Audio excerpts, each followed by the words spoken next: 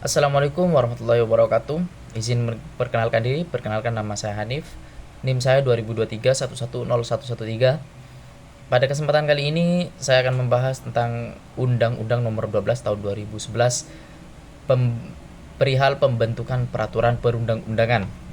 Undang-undang tersebut memiliki peran yang sangat penting karena menjadi dasar dan pedoman dalam proses pembentukan hukum di Indonesia, mulai dari tahapan perencanaan hingga pengundangan. Dengan memahami undang-undang ini, kita tidak hanya mengetahui bagaimana hukum itu dibuat, tapi bagaimana prinsip-prinsip yang melandasinya. Kita mulai dari bab pertama. Khususnya di pasal 1 di sini dijelaskan mengenai berbagai pengertian dasar yang digunakan dalam pembentukan peraturan perundang-undangan. Pembentukan peraturan perundang-undangan di sini didefinisikan sebagai suatu proses yang meliputi satu perencanaan, yang kedua penyusunan, lalu pembahasan, pengesahan, serta yang terakhir pengundangan.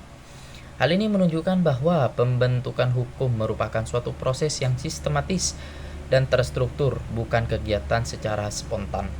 Selain itu, dalam pasal ini juga mengenai jenis-jenis peraturan perundang-undangan seperti undang-undang, peraturan pemerintah, peraturan presiden, hingga peraturan daerah. Secara konseptual, ketentuan ini memberikan landasan terminologi agar tidak terjadi perbedaan penafsiran dalam memahami sistem hukum yang berlaku. Selanjutnya di bab 2 itu ada meliputi pasal 2 sampai dengan pasal 6.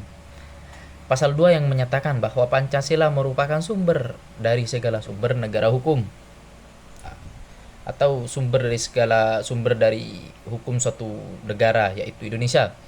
Ketentuan ini menegaskan bahwa setiap peraturan yang dibentuk harus mencerminkan nilai-nilai fundamental yang terkandung dalam Pancasila, seperti keadilan, kemanusiaan, dan persatuan.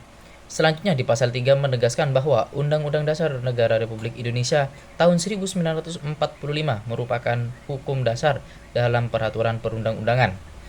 Dengan demikian, seluruh peraturan yang berada di bawahnya tidak boleh bertentangan dengan Undang-Undang 1945. Pasal 5 mengatur asas-asas pembentukan peraturan perundang-undangan yang baik, antara lain kejelasan tujuan, kelembagaan yang tepat, kesesuaian antar jenis dan materi muatan, serta keterbukaan. Pasal 6 menekankan bahwa materi muatan peraturan harus mencerminkan nilai-nilai seperti keadilan, kemanusiaan, serta kesamaan kedudukan dalam hukum.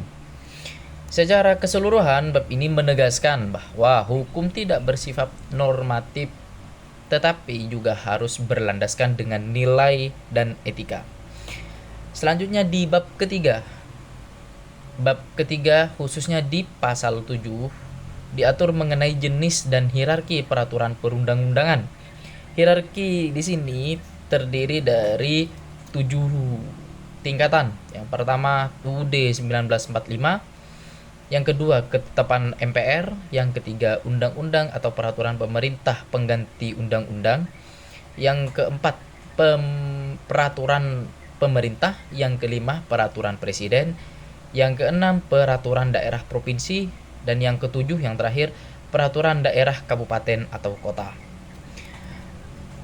Pengaturan ini menunjukkan adanya sistem tingkatan dalam hukum, di mana peraturan yang lebih rendah tidak boleh bertentangan dengan peraturan yang lebih tinggi. Selain itu, di bab ini juga mengatur mengenai materi muatan. Materi muatan yang sesuai dengan masing-masing jenis peraturan. Secara teoritis, hierarki ini penting untuk menjaga konsistensi dan kepastian hukum dalam sistem peraturan perundang-undangan. Selanjutnya ada bab 4. Bab 4 di sini mengatur mengenai tahapan perencanaan dan pembentukan undang-undang yang diwujudkan dalam program legislasi nasional atau biasa disebut Prolegnas. Prolegnas merupakan instrumen perencanaan pembentukan undang-undang yang disusun secara terencana, terpadu, dan sistematis. Dengan adanya prolegnas, pembentukan undang-undang dapat dilakukan secara terarah dan sesuai dengan kebutuhan masyarakat serta prioritas pembangunan nasional. Hal ini menunjukkan bahwa pembentukan hukum tidak dilakukan secara reaktif, melainkan melalui perencanaan yang matang. Selanjutnya ada bab 5. Masuk dalam bab 5 dalam hal penyusunan. Di bab 5 mengatur mengenai penyusunan rancangan undang-undang. Rancangan undang-undang dapat berasal dari 3 unsur. Yang pertama DPR, yang kedua Presiden, dan yang ketiga dalam hal-hal tertentu atau DPD. Dalam proses penyusunannya, setiap rancangan undang-undang disertai dengan naskah akademik.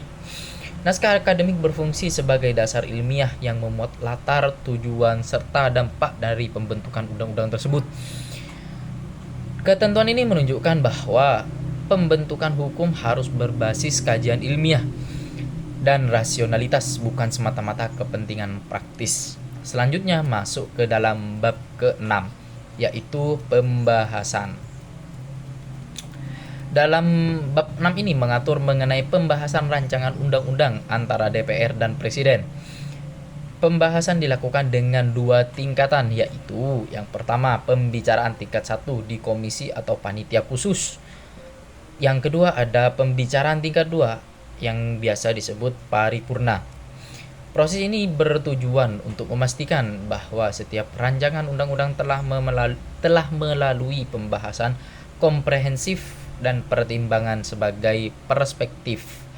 Dengan demikian, diharapkan hasil akhirnya mencerminkan kepentingan masyarakat secara luas. Yang selanjutnya masuk dalam bab ke-7, pengesahan dan pengundangan. Bab ke-7 di sini mengatur mengenai tahap pengesahan dan pengundangan. Setelah disetujui bersama, rancangan undang-undang disahkan oleh Presiden dan kemudian diundangkan dalam lembaga daerah.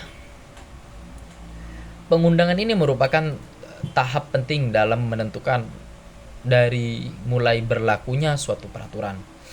Tanpa pengundangan, suatu peraturan tidak memiliki kekuatan hukum yang mengikat. Selanjutnya masuk ke bab 8, yaitu pengujian.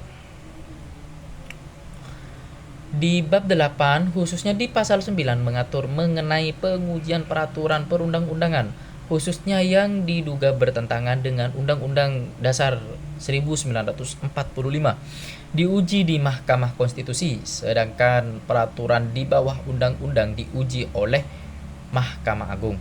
Ketentuan ini merupakan bentuk mekanisme kontrol terhadap perundang-undangan guna menjaga kesesuaian dengan norma hukum yang lebih tinggi.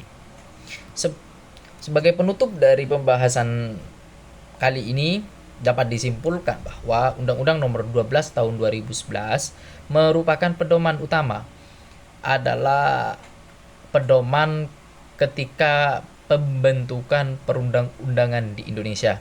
Undang-undang ini tidak hanya mengatur prosedur, tetapi juga menegaskan pentingnya nilai asas dan sistem pembentukan hukum. Dengan demikian diharapkan setiap peraturan yang dihasilkan dapat memberikan kepastian, keadilan, dan kemanfaatan bagi masyarakat. Terima kasih dari saya. Cukup sekian. Assalamualaikum warahmatullahi wabarakatuh.